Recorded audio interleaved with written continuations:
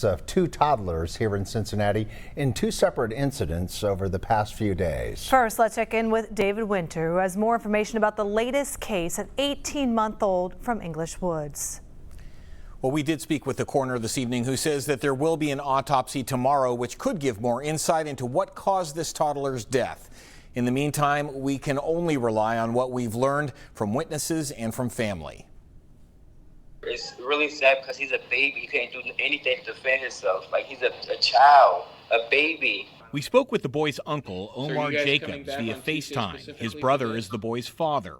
This video is from this past Thanksgiving, about the time the toddler turned 1. He's a good kid. He wasn't a crybaby. My brother spoiled him, so he was a good kid. He's a good kid. Jacob's brother told him the boy's mother dropped him off at her boyfriend's home Saturday morning in this English Woods apartment building. Jacob says the boyfriend returned the toddler to the mother a short time later, and the toddler was dead. Homicide investigators arrived at the scene a short time later, conducting interviews, but there have been no arrests, and police are still not calling this a homicide. We spoke with some neighbors who say they heard loud banging and scolding from inside the apartment where the toddler had been dropped off. This neighbor says whomever did this needs to be punished. It's terrible. Like, how could you hurt a baby?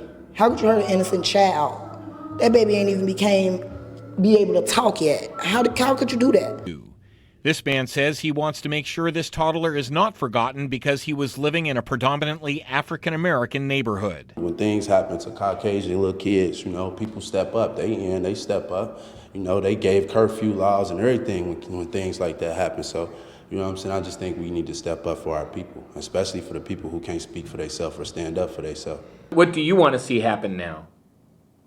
Justice for my nephew. That's what I want.